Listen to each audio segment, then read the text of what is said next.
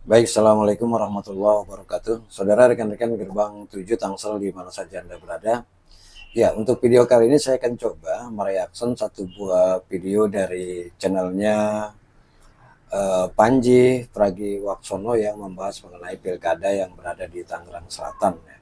Dimana memang dalam channel ini Panji memberi judul Tangsel untuk Indonesia. Nah, karena merasa terpanggil untuk mengomentari ini, ya karena kami juga berada di Tangerang Selatan, saya akan coba mengomentari video dari Panji tersebut ya. Namun videonya telah kami potong dan tidak kami tayangkan secara keseluruhannya. Oke, coba sama-sama kita lihat apa yang dikatakan Panji tentang pilkada yang berada di kota Tangerang Selatan ini. Warga Tangsel ini memang kasihan ya kalau dipikir-pikir, karena di satu sisi mereka punya paslon Ariza Patria dan Marcel Widianto, yang kemarin Gerindranya gue kritik karena pakai Marcel hanya karena populer. Tapi pilihan selanjutnya incumbentnya itu juga problematik, setidaknya dari sudut pandang gue. Karena kalau lu pilih yang incumbent, secara nggak langsung, lu jadi melanjutkan praktek politik dinasti berjalan. Terus pertanyaannya, milih siapa dong? Mari kita mulai bahas di Sila. Oke, untuk konteks saja ya. Kan lu juga tahu bahwa belakangan ini tuh gue juga rame ngomongin dinasti politik dinasti, yang kata stupid shit, Asian value, gitu-gitu kan, itu kan juga rame. Nah, ini tuh adalah situasi yang lagi berjalan di Tangerang Selatan. Karena lu ingat mantan gubernur Banten ya, Ratu Atut Khosia, yang dipenjara karena kasus korupsi. Itu adeknya, yaitu Ratu Tatu Hasanah, itu tuh Bupati Serang. Anaknya Ratu Tatu Hasanah itu adalah lawannya Riza Patria dan Marcel di Pilkada Tangsel bersama dengan Benyamin Daphni yang adalah petahana. Namanya adalah Pilar Saga Iksan.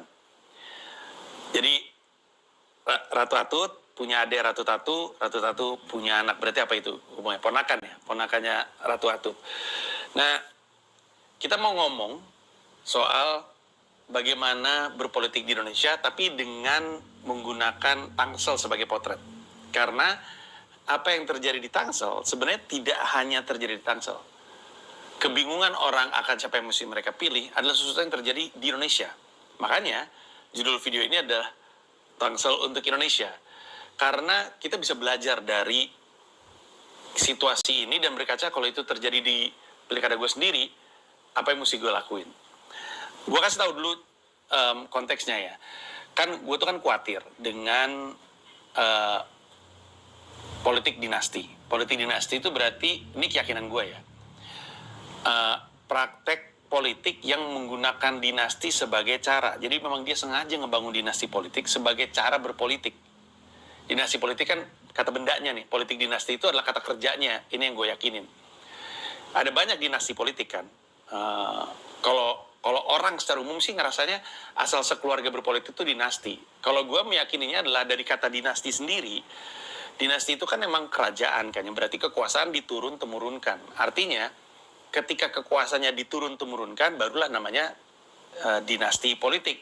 Seperti yang misalnya terjadi di Tangsel, ada banyak contohnya, dan juga yang terjadi di kepresidenan dalam konteks nasional. Abis Pak Jokowi, langsung anaknya sebagai wakil presiden. Kekuasaannya diturunkan, gitu kurang lebihnya kan. Nah, itu yang gue yakinin. Nah, praktek politik dinasti ini gue khawatirkan karena kalau lu berpikir ada kebutuhan apa seseorang nyuruh istrinya, seseorang justru nyuruh istri mudanya, seseorang justru nyuruh anaknya, nyuruh ponakannya, nyuruh adeknya untuk kemudian berkuasa atau ada di paralel trias politika. Seringkali jawabannya adalah karena ada sesuatu yang ingin ditutupi, atau sesuatu yang ingin dilanjutkan, dan seringkali itu bukan hal-hal yang positif. Gue mau baca artikel yang gue baca di merdeka.com. 4 anggota dinasti Ratu Atut ini tersandung kasus korupsi. Oke. Ratu Atut Khosia, kita tahu kan, waktu itu dugaan suap yang melibatkan adiknya Tubagus Hairi Wardana ke Ketua MK nonaktif Akil Mokhtar. Oke, Ratu Atutnya kena, tapi juga nama-nama lainnya. Hairi Wardana alias Wawan itu disebut-sebut sebagai dalang. Gue baca aja artikelnya. Banyak yang disebut peran sentral dari dinasti Atut dipegang oleh adiknya, yakni Tubagus Hairi Wardana alias Wawan. Wawan disebut sebagai dalang, sedangkan Ratu Atut sendiri hanya jadi wayang. Namun, Wawan kini sudah ditetapkan sebagai tersangka dalam kasus dugaan suap kepada Ketua MK nonaktif Akil Mokhtar. Gila, yang disuap Hakim MK paling tinggi.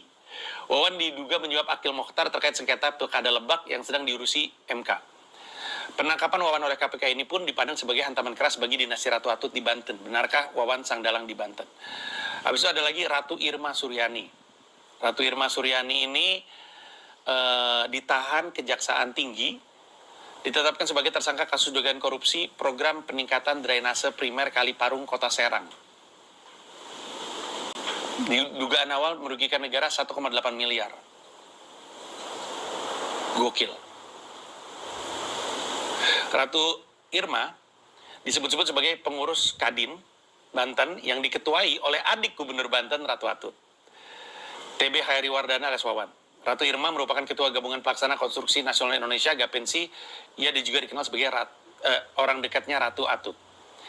Habis itu adik tiri Ratu Atut jadi tersangka korupsi.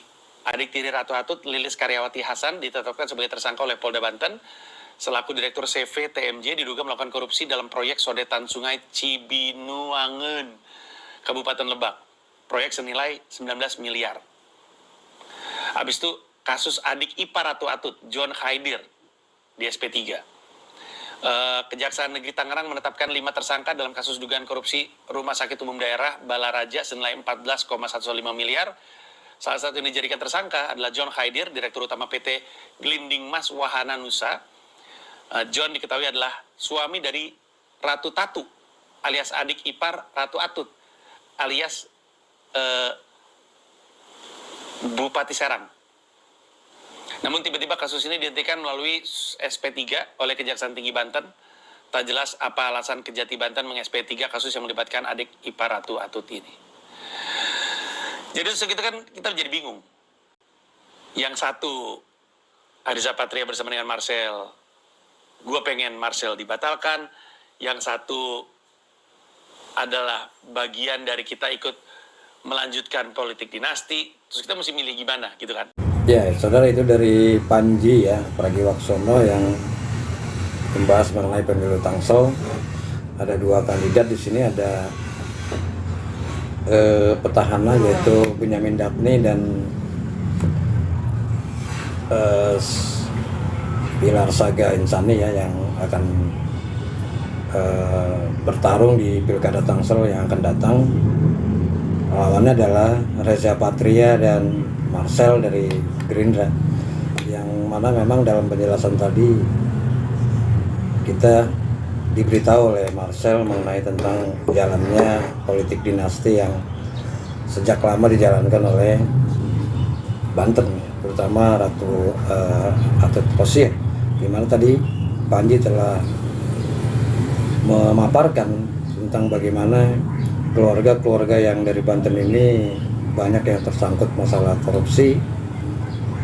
Beberapa orang yang beliau sebutkan tadi, ya, tinggal kita nanti warga Tangerang Selatan ini ya, bisa memilih dengan arif dan bijaksana tentunya ya.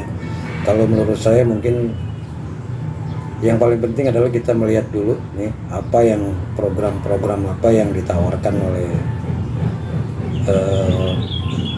baik itu petahana Benyamin Dapni dan Pilar Saga Insani ini ya, kemudian juga dengan Reza Patria dan Marcel. Jadi kalau memang ini sudah terjadi, dinasti yang sedang berjalan ini, kita tentunya bisa melihat dari program-programnya dulu, baru kita menentukan siapa pilihan kita.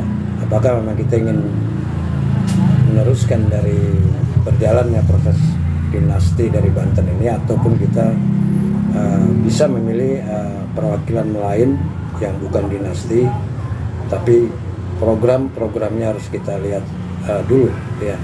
apa program-programnya untuk kemajuan Tangsel di masa yang akan datang. Tentunya memang kalau janji memang program atau janji itu memang banyak sekali sering dilontarkan oleh para kandidat-kandidat calon wali kota, tetapi memang kebanyakan dari janji tersebut sulit untuk direalisasikan apabila mereka telah memenangkan pertarungan di pilkada ini ya. Memang kalau di Tangsel ini, kalau kita lihat dari segi pembangunannya memang terfokus kepada para developer seperti BSD, Alam Sutra, kemudian Bintaro Jaya. Mereka lah sebenarnya yang membangun Tangsel sedemikian rupa ya. Itu pun tidak sepenuhnya dari pemerintah Kota Tangerang Selatan.